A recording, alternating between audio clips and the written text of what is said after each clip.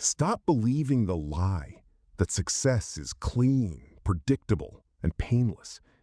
Even a Roman emperor, one of the most powerful men in history, was haunted by regret. Yet he didn't run from it. He turned it into power.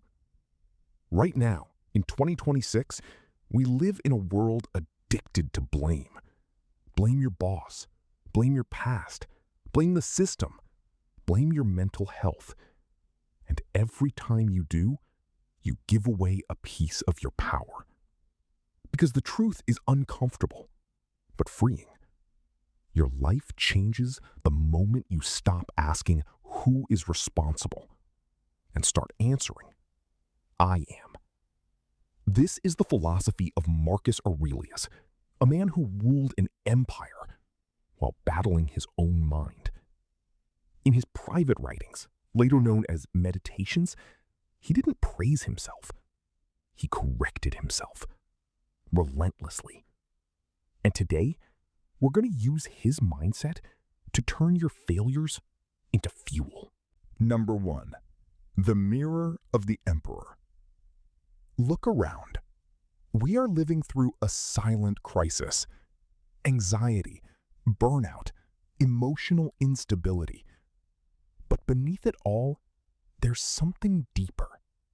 A culture that refuses to look in the mirror. Marcus Aurelius did the opposite. Every night, he examined himself like a commander reviewing a battle.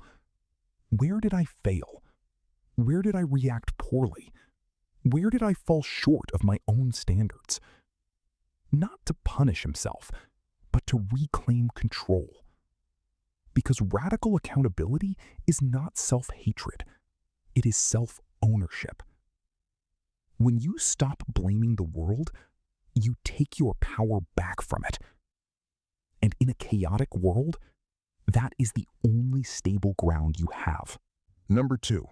The architecture of the internal setback. Here's what most people do when they fail. They personalize it.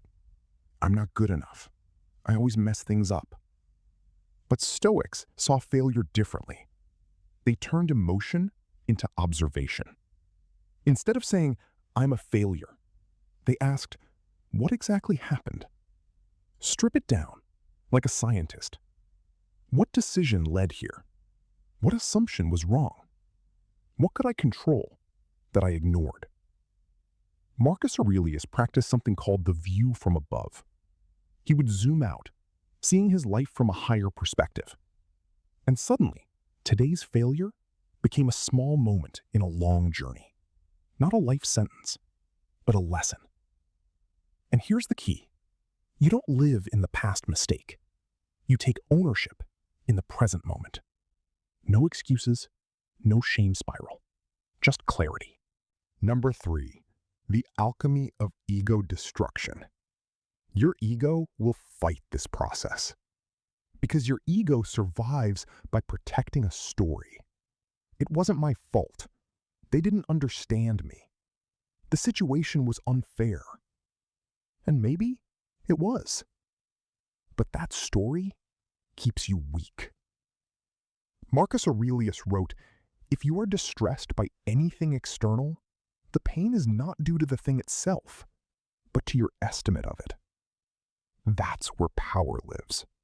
Not in controlling events, but in controlling your response. So instead of asking, why did this happen to me? Ask, what did this reveal about me? Was it impatience? Fear? Lack of discipline? Avoidance? Good. Because now you found the flaw. And a flaw exposed is a flaw you can destroy. This is the alchemy. Failure is not ash. It is fuel. And your ego is the thing you must burn first. Number 4. Building the Stoic discipline loop. Now imagine this. You start living like an emperor of your own life. Every day becomes a cycle of refinement. Morning, you prepare your mind. The Stoics called it premeditatio malorum. imagining challenges before they happen, not to fear them, but to remove their surprise. You tell yourself, today, people will test me. Situations will frustrate me. I will feel resistance. And when it happens, you're ready. During the day, you act with awareness. You catch your reactions. You adjust in real time. At night, you audit yourself, not emotionally, objectively, like a general reviewing a campaign. Where did I lose control? Where did I stay disciplined? What must improve tomorrow? No excuses, no self-deception, just truth. And over time, this loop turns you into someone rare, a person who doesn't repeat the same mistake twice. Number 5. The commander of the future self. Now we reach the final transformation. The Stoics had a phrase, amor fati, love your fate. Not just the good parts, but the failures, the mistakes, the humiliations. Because every one of them is shaping you into something stronger. So here's your challenge. Think about one failure from the last 7 days. Not something small, something that bothered you. Now ask yourself, what did this expose about me? What weakness did it reveal? How can this become an advantage? Write it down.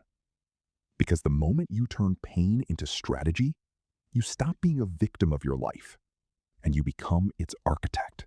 Marcus Aurelius ruled an empire, but his greatest conquest was himself. And maybe that's your real battle too. Not the world, not other people, but the voice inside you that keeps making excuses. So the question is, what if your next failure is exactly what you need to become unstoppable? If this made you pause, even for a second, don't ignore it. Comment below, I take full responsibility, and tell me, what failure are you turning into fuel this week? Like this video if you're done making excuses. Share it with someone who needs to hear this. And subscribe, because this channel isn't about motivation. It's about transformation. Welcome to the path where nothing is wasted, where pain becomes discipline, where failure becomes strategy, and where you finally take control of your own life.